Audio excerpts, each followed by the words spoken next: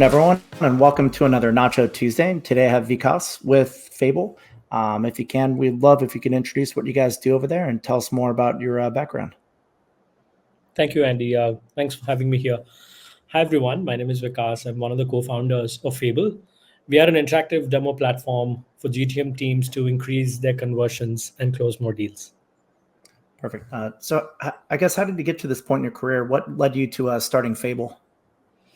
I've been in B2B SaaS for a little over 12 years, Andy, and so have been my co founders. We have worked in a few companies together in the past. We saw a couple of them get acquired as well. And during our journey, what we realized is it's a significant effort every single time we were to jump on a prospect's call to give a demo. We had to run through different teams within the same org to put that together rather than just showing these dummy demo environments. And once we moved on from our last company together, so we realized that we might not be the only ones having this problem. And we ended up talking to a bunch of companies across the globe and learned that this is a problem that's recurring across. So regardless of the size of the company, the type of the product that they're selling, as long as demos were a critical process in their sales cycle, we saw that everybody were having the same problem. And interestingly, what we also learned was demos were not just about the product, it was also about the stories that come around it. And that's eventually how the name Fable was also born. Yeah, that's a great point because a lot of people don't like to be told; they like to be shown how your product works. So it's a lot more impactful that way, so people could actually visualize how they can use that product themselves. Absolutely. You're bang on target. I think this change has also happened post COVID when a lot of in person meetings are not happening. People meet a lot online and they're a lot more prepared and a lot more educated with a lot of these third party sites, review sites, and referral customers coming in. So they already know a lot about your product and what it does. So you don't have to tell them if you're the best tool out there or the number three software out there in the world for the category, but they want to know how it helps them, right? They want to see and experience it before they swipe their card. And that's the problem that Fable is trying to solve today.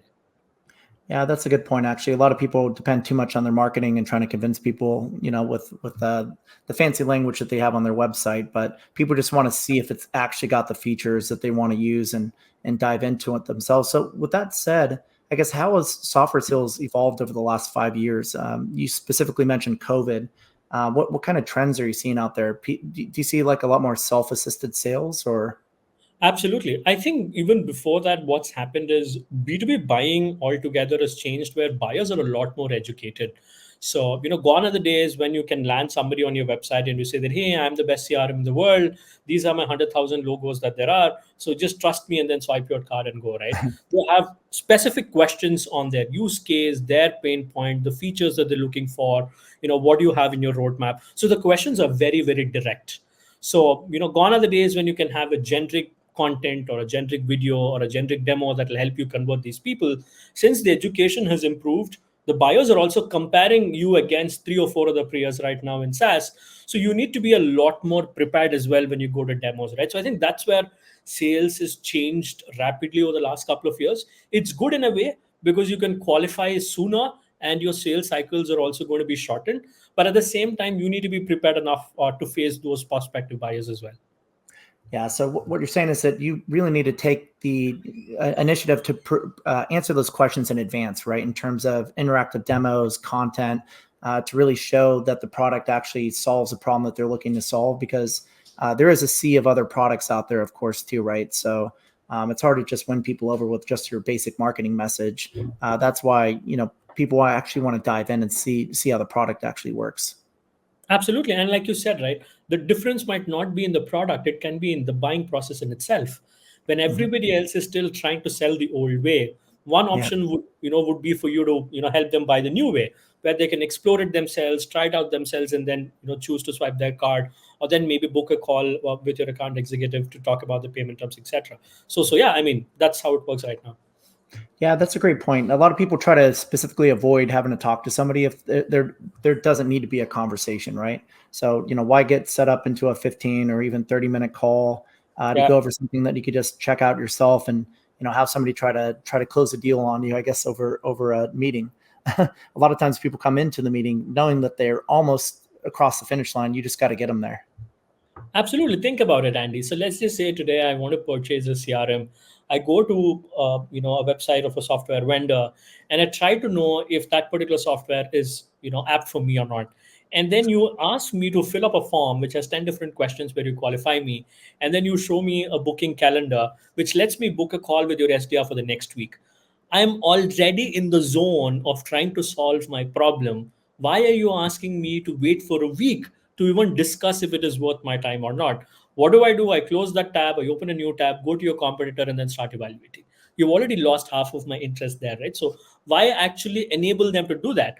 When they're already in the zone, when they want to solve for their pain point, enable them to purchase and go forward, right? I think that's something that all companies need to understand and keep moving pretty quickly.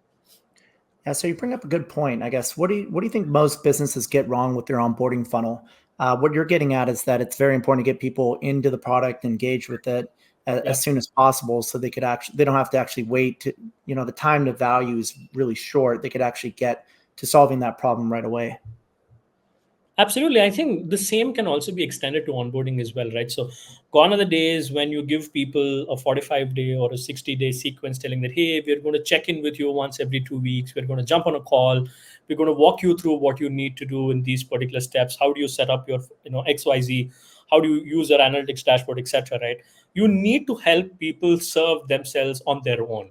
Self-serve, I think, is the first thing that you need to take care of your onboarding funnel in 2024 and going forward. So the faster you can activate your customers, the faster you can onboard your customers, the better it is for them as well as you. I think that's the change that's going to come going forward. That's a good point. So I guess where do interactive demos come into play during the onboarding process and afterwards? Yeah, absolutely. So interactive demos, like we spoke about, right? They start before the sale happens, especially for marketing teams to, give a sneak peek or a teaser of their product, so to speak, and help them convert into qualified leads. Obviously, the sales teams also, create personalized demos and send them as follow-ups in their follow-up emails.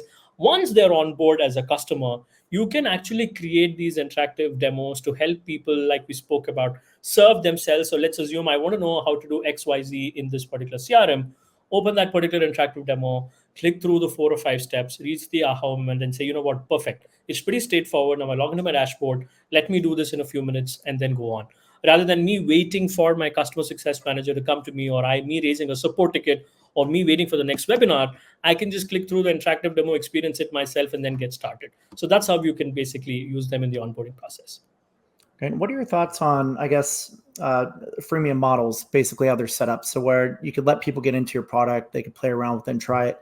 At what point do you think it's the right time to upgrade somebody to premium or encourage them to do so? Well, I think it's a journey from a freemium model to a premium model, right? So if you push the freemium model right out of the bat, it might be a little difficult for early users of your product to know what to do because it's a black box. Mm-hmm. So think about it. I log in with my user ID and password, and there's nothing in the account. There's no data, there's no workflow, there's no guide, there's no demo. I'm absolutely clueless in terms of what I'm supposed to do, right? So I think the better flow would be give them an interactive demo, tell them what to do. If you feel that the aha moment for them is actually creating a free trial and doing 2 or 3 steps inside your product, take them to the freemium product. The moment they hit that particular aha moment, ensure there is some sort of a trigger that goes out, then convert them to a premium customer and then onboard them. So I think that's the journey.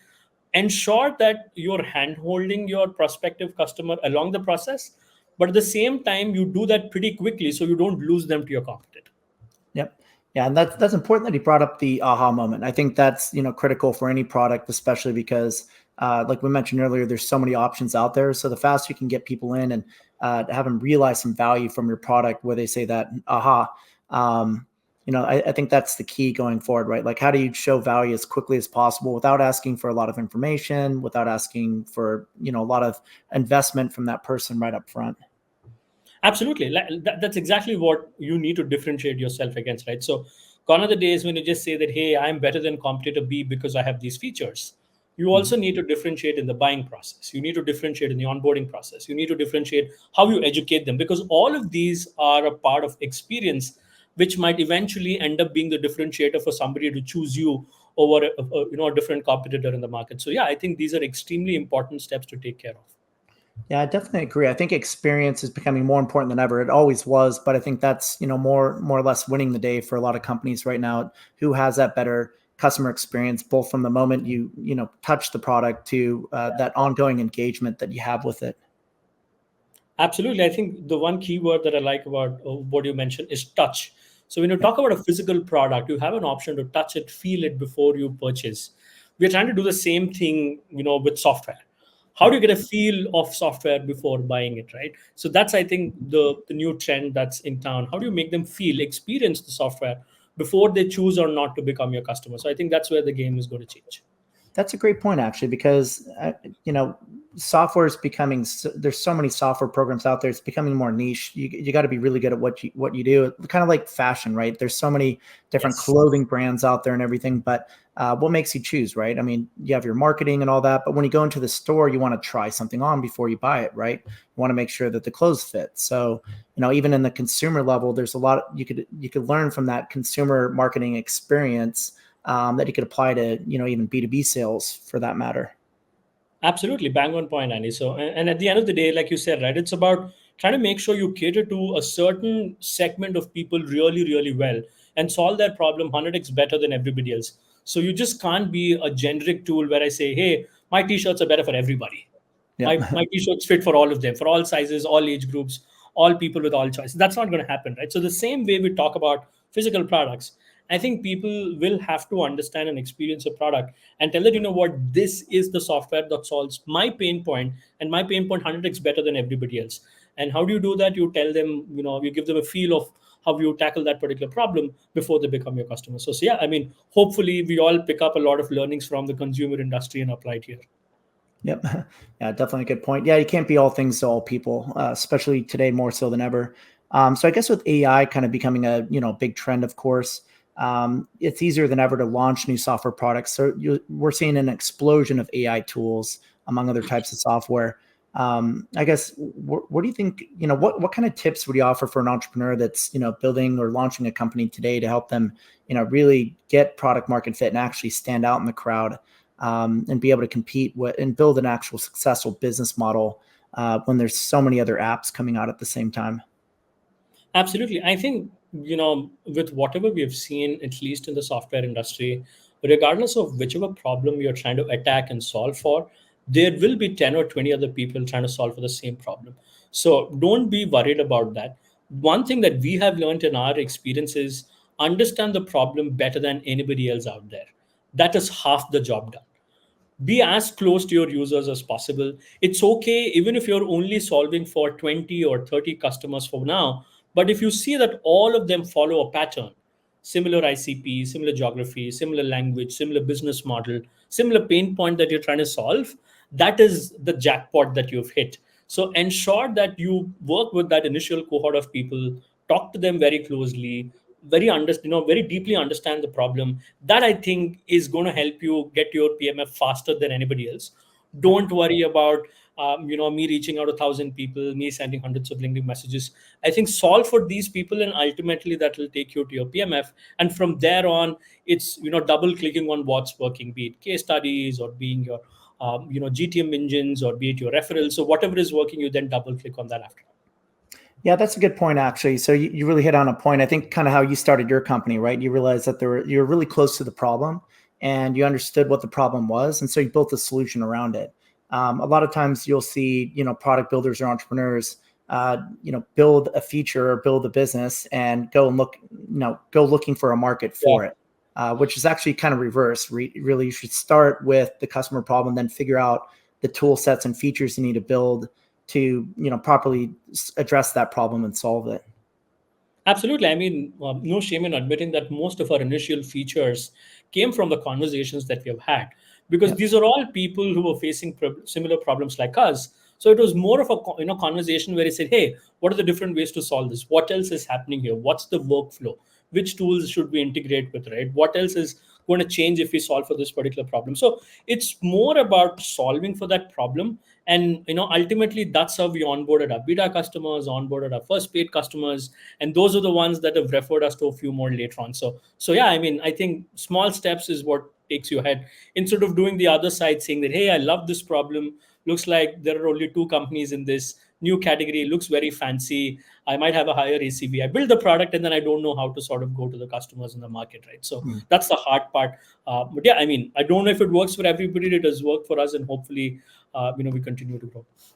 Definitely. Now, what kind of onboarding faux pas have you seen in the past? Obviously, without naming names for any companies or anything, but what are some absolute deal breakers that you've seen from a UX experience with products that might be on the market today?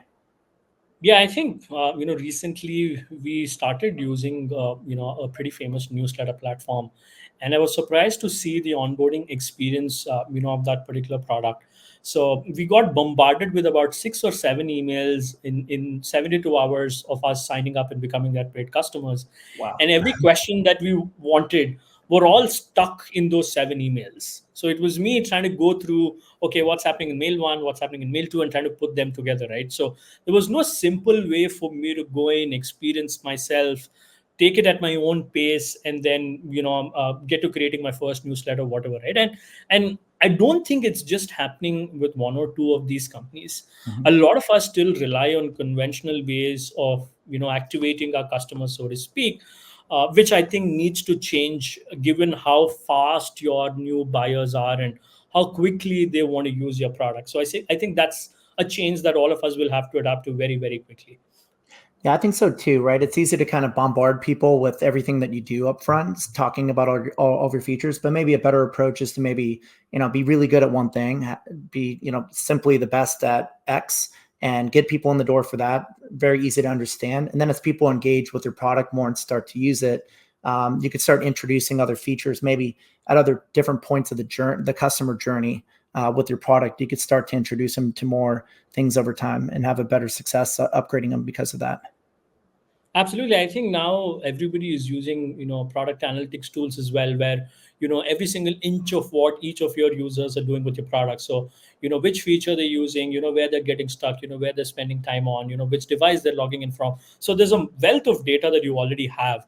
Might as well use that to ensure that you activate these customers, and then obviously talk about upsells and cross sell, rather than just having these plain templates that just go out as bombardments to your customers every now and then. Yeah, so you could look for like a specific trigger, right? Like if somebody's checked out a Yeah. certain page or engaged with a certain feature, that could prompt you to know when, especially if you're integrated with HubSpot and you have your data synced there, you could send them an email talking more about that feature or the benefits of it potentially, and that becomes an opportunity. Absolutely. I think that's the way to go, right? I mean, I'm surprised that some of them still won't do it, but I think, not working on triggers is deathbed for a lot of SaaS companies. So that's something that everybody will have to do, sooner than later as a part of their onboarding process, even if they like it or not.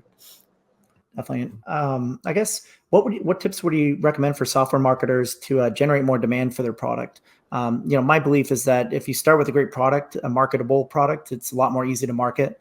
But what other tips would you have for marketers out there that want to get more people to know about their product? Absolutely. I think, like you said, right? So, I mean, show off the confidence that you and your team have in your product, because you're all putting together a lot of effort on the messaging, a lot of effort on, the user experience, the design, and building the product.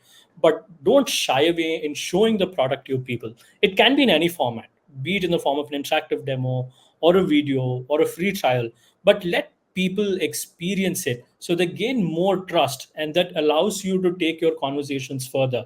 So don't just, give them a lot of jargon saying, hey, these are my logos, these are my case studies, etc. But instead, give them a sneak peek or help them try their own hands at it and see how it works for them, because that is how people also gain trust in you. The more you show confidence in your own product, the more customers also show it in yourself. So I think that's the way to go. That's a good point. So you don't recommend the stealth mode then, where you don't want to show anybody anything that you do. That prevents people from building trust and actually understanding your product.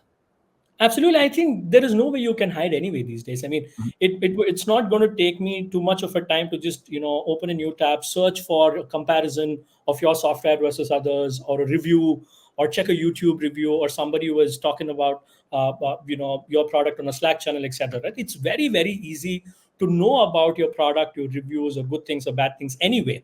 So when Mhm. people are already finding that information online, Why do you make it difficult for people when they land on your website? You have to do 10x better than that, right? Yep. You can't be worse than that, right? You need to do 10x better. So when I already know what your product has, even before coming to your website, now show me what more I need to know. Instead of telling me, hey, you know what, it's hidden. I don't want my competitors to see. My pricing is hidden. I don't want anybody to see. Talk to me, etc. Yep. Make it easy for them, and that'll help you reap the rewards at the end of the day. Yeah, that's like when I go to a nice restaurant and they don't list the prices online or something. I'm like, oh God, I know what I'm getting into here. One of my Yeah, I mean, girlfriends. it's something like that, right? It's a nice comparison you make, but it's something like that, right? So the moment I know this is the price or this is the product or this is what it does or it doesn't do, it helps me, choose quickly and make my decision faster, which is obviously going to be easy for both you and me on both sides of the table. Yeah, and it's better to just explain the model up front, how things work. Because if you leave anything unsaid, it just creates that doubt and that fear in the potential customer's mind, right? So it's better, even if you have some like negative downside to your business model at all, it's better just to address that up front and just explain how things work rather than try to hide it and, sneak it in later in a sales call to people. Absolutely. Like I said, it's all a part of building trust. So as a part of the trust building process, whatever steps that you can take, it's only going to help you. So just be honest about what's possible, what's not. Like I think you mentioned a few minutes, in this discussion itself, you can't satisfy everybody. You will have to take care of a certain niche. It's okay. It's okay to tell no. It's okay that you don't have something that somebody else has. But I think that's the way to, be in front and talk about what's possible and what's not. Yep, that's a great point. I guess, do you have any other strategic sales tips that you would recommend to SaaS product owners? I mean, I don't have any strategic tips, but in terms of what best practices that we've seen, especially if we were to talk about sales teams, etc., sales teams already put in a lot of hard effort to make sure that they pull their prospects to a demo call, already work on multi-threading, create deal room, share all the information available. So they're putting in so many things, and making sure that they close that particular deal. I think one small thing that we've seen a lot of people miss is how they can do contextual follow-ups after the demos are done, right? So instead of just randomly following up saying, hey Andy, what's happening, ensure that you have the cues as to what's happening with that particular team, be it using deal rooms, be it using interactive demos, be it using any of your product analytics software that you're able to track based on triggers. Make sure that you know every single thing about these prospects, so they also know that you're more educated enough and you're more than happy to help them. And we have seen, at least in our experience, in our own customers experience, that it has helped them close more deals and also reduce their sales cycles. So yeah, I think that's basically what I'd like to tell other sales folks.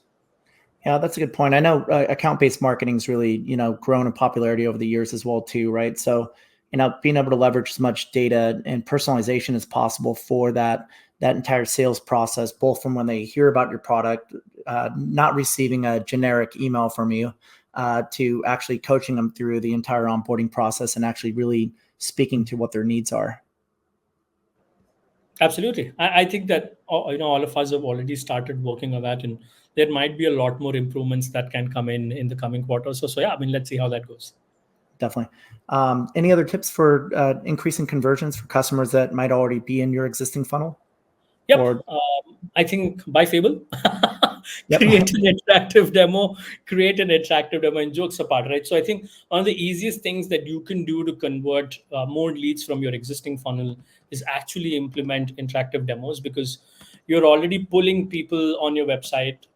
That means you've done the good job. You've either run a good ad, or you've written great blogs, or you're sending kick-ass emails, or you have some referrals that are kicking in, or your outbound campaigns are running well. So when you're already getting them on your website, don't make them scroll through pages and pages of textual information or screenshots or GIFs of your product.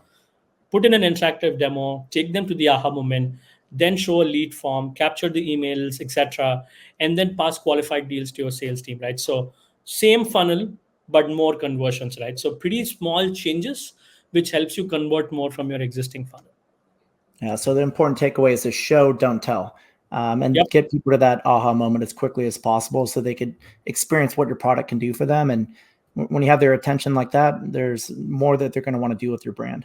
I guess, is there any books that you would recommend for people to learn more about, maybe product UX or onboarding and how to get more conversions for their business?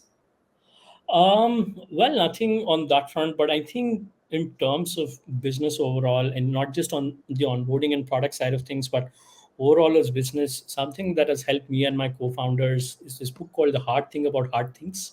Oh, I like that one. I'm sure that a lot of people would have heard about this book a few times. There are a few small nuggets of information that are there in that book that help you take a step back and say, hey, you know what? I have decided to ship this new feature in my product, but is it actually solving a problem? Or am I making it much more complicated for my user?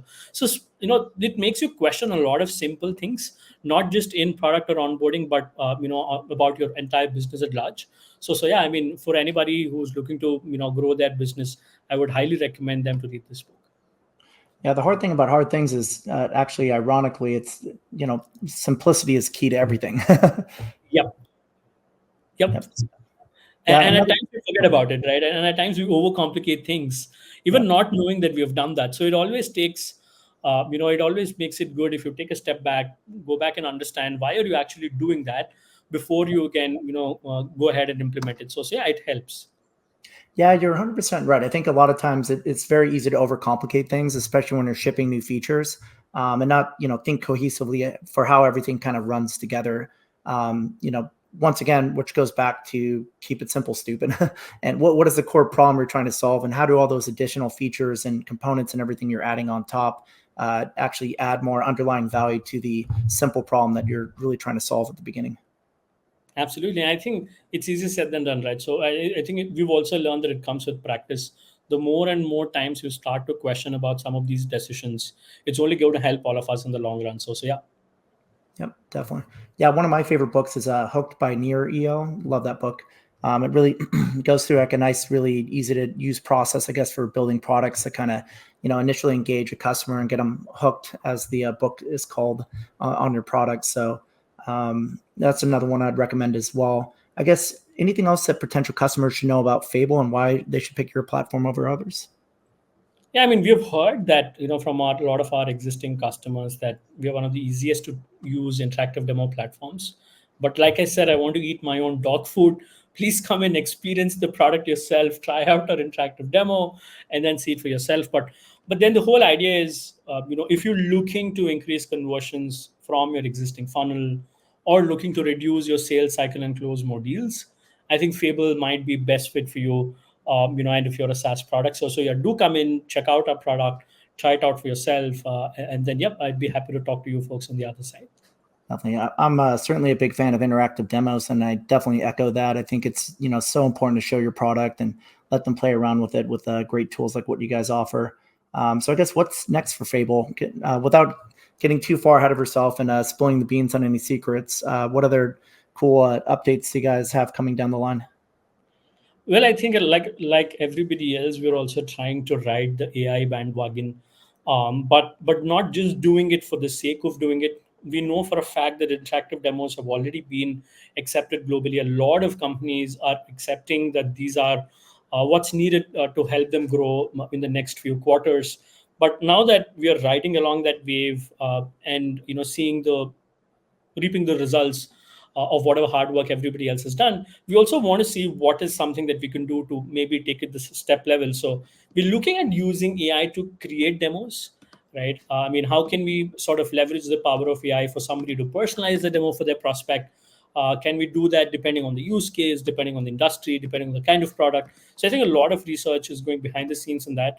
And so yeah, that's something we really look forward to, something that Fable can build over the next few months. And in the years to come, obviously, we know for a fact that this is an industry that's going to just skyrocket. And as soon as somebody talks about an interactive demo, we'd love for Fable to be one of those names that they remember. So when they say an interactive demo, if somebody says Fable along with it, I think we would be a happy bunch. That's great. Yeah, because I think it's easier than ever to launch new software, like we mentioned before. So it's really going to come down to the customer experience. It's going to come down to how well you can show the product and demonstrate it, so people can get to the answer they're looking for as quickly as possible. So certainly interactive demos, I certainly believe are going to become more important over time. If you don't have them in your product, you're really missing out. I would definitely recommend everybody check out Fable. We do have it in our B2B SaaS marketplace today. We're a proud partner, Fable, and what you guys have over there. NachoNacho always has the best brands and best prices, of course. So, of course, we're going to have your product there. Where else can people learn about your product? Well, I mean, obviously, they can learn about all the other third-party review sites or marketplaces out there. But I'd say the best place, obviously, would be to come on Fable, talk to us, and then, but don't forget to go back to NachoNacho and purchase it from there to get the coupons. Awesome. Well, thank you so much, Vikas. We look forward to working with you and growing our brands together. Really love the product you guys have built, and I see a bright future for you guys. Thank you so much for having me, Andy. Looking forward to a lot more conversations in the coming months. Likewise.